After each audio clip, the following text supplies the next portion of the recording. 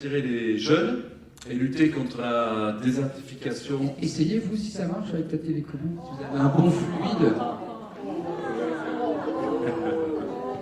En haut à droite, c'est ça? Ouais, la flèche qui part à droite.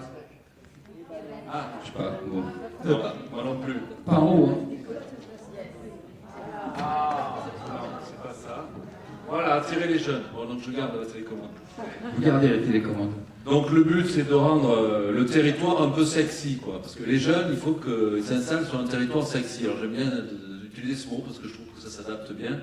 Alors un territoire sexy pour les jeunes, c'est un territoire qui bouge, c'est un territoire où la solitude est rompue parce que les jeunes ne veulent pas être seuls. C'est un territoire qui utilise les nouvelles technologies, si possible. Voilà.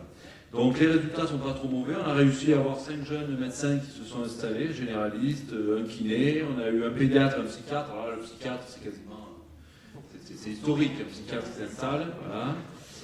Et la pédiatre est endocrinopédiatre, ce qui est encore... Alors là, il y en a 3 en Aquitaine, on en a une chez nous. Bon. Alors c'est des efforts soutenus, avec l'accueil des stagiaires, il y a un compagnonnage, on les amène au restaurant, on les aide à trouver un logement... mais tout ce qu'il faut, quoi, voilà. On a mis en place des bourses pour les jeunes étudiants en médecine de Dordogne qui ne peuvent plus se payer les études à Bordeaux parce que la vie est devenue trop chère et que les bourses ne couvrent plus les études. Donc en première année surtout parce qu'après il y a ce qu'on appelle le CESP, le contrat d'engagement de service public, qui peut financer les études. Donc c'est des bourses de 2000 € par an, ça permet d'apporter les 150 € qui manquent aux étudiants. Donc on les sélectionne, il y a un jury, il y a des critères financiers, il faut qu'ils aient évidemment de bonnes notes au bac, etc. Et ça marche assez bien, c'est la 2e année. Et je trouve que c'est une idée qu'on va continuer, si possible. Alors ensuite, le bilan, c'est aussi laisser aux professionnels de santé la maîtrise de son outil de travail. Alors ça, c'est très important. On a eu une subvention de l'ARS sur les fonds FIR, de 50 000 € sur 3 ans pour se créer, pour faire le site internet. On a eu l'aide de Télé Santé Aquitaine. MS Santé aussi nous a aidé pour la messagerie sécurisée. Nous avons refusé le règlement arbitral qui contractualise les professionnels de santé. D'abord parce qu'on était beaucoup trop nombreux. Si on commence à faire une CISA sur 90 personnes, c'est quasiment impossible. Et deuxièmement, parce qu'on considérait que les professionnels ne souhaitaient pas rentrer dans le règlement arbitral. Voilà. Chacun reste maître de son exercice, c'est-à-dire que les professionnels, on est tous en association loi 1901, c'est-à-dire que pas d'histoire d'argent entre nous, à part les 50 € de cotisation annuelle. Voilà. Les maisons de santé en construction sont financées sur les fonds propres des professionnels, leur garantissant une meilleure indépendance, mais avec le soutien et l'expertise du pôle de santé, et éventuellement, bien évidemment, de l'ARS aussi. Nous avons assez peu de relations avec nos élus, qui ont été plutôt très peu facilitateurs, voire même plutôt... on a eu du mal à... Voilà. Donc, pour l'instant, on essaie d'améliorer, mais c'est un peu compliqué. On n'a pas tous eu la chance d'avoir Madame Solange Ménival, que je salue ici, qui a fait un excellent travail quand elle était vice-présidente de la région Aquitaine, même si nous n'étions pas du tout du même bord politique, mais je la salue aujourd'hui. Voilà. Elle connaît ses dossiers quand elle prend la parole. Alors, un autre avantage, c'est améliorer les conditions d'exercice et l'accès aux soins.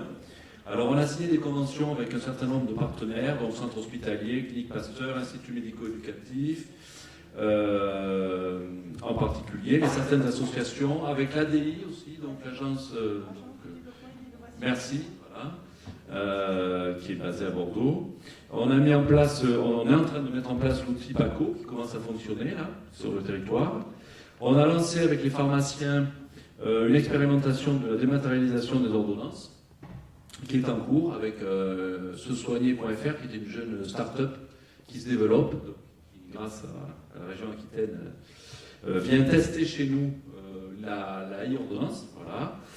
Et on a mis en place un projet de télémédecine avec la plus grosse EHPAD de la ville de Bergerac pour améliorer la fluidité des parcours de soins et la prise en charge des patients, qui reste le but même de notre existence. La place des usagers, on est en train d'y travailler. C'est pas facile parce que les usagers sont très divisés en petites associations et on a du mal à avoir des représentants, mais enfin on y travaille. Et enfin, se faire entendre de l'État et des collectivités Alors là, c'est plus compliqué. Alors, on participe au contrat local de santé, on participe à différents programmes de prévention des cancers, le don du sang, la promotion du don du sang. Tout ça, on s'y associe. On travaille avec l'ARS. Parfois, on attire l'attention de l'ARS sur l'iniquité de l'accès aux soins sur le territoire, où on se rend compte, par exemple, qu'une ville comme Périgueux avait une IRM pour 50 000 habitants, alors que Bergerac en avait une pour 150 000. Donc l'ARS a été très sensible à notre remarque, et puisque nous avons 2 IRM maintenant à Bergerac. Voilà. Après, eh bien, on essaie de faire prendre conscience à nos collectivités des bons dossiers, des mauvais dossiers. Bon, voilà. Donc en particulier les maisons de santé un petit peu coûteuses, qui sont fabriquées ou construites sans que les professionnels soient associés à la construction et qui se retrouvent vides et non occupées, alors que des maisons de santé privées où les médecins demandent qu'on leur finance le panneau devant la porte ou le parking pour 25 000 €, on le refuse. Et on va mettre 400 000 € sur un dispensaire municipal. Donc il y a vraiment, faut vraiment travailler. Donc on va essayer d'associer les élus dans nos travaux de façon un peu plus importante et pas que 3 mois avant les élections pour couper la banderole. C'est essentiellement non Dordogne, c'est voilà. Que vous dire de plus? Alors, la conclusion, pour résumer, un pôle de santé, c'est une solution pérenne, ça nous semble une solution pérenne pour maintenir et restructurer l'offre de soins de proximité. Alors, on en dit en France, tant qu'on y est, hein, bon. Tout en affirmant l'essence libérale des acteurs de terrain dans le domaine de la santé, mais aussi en affirmant la complémentarité du travail entre les acteurs libéraux et les acteurs publics, hein, puisque nous sommes tous autour du patient et du projet de santé.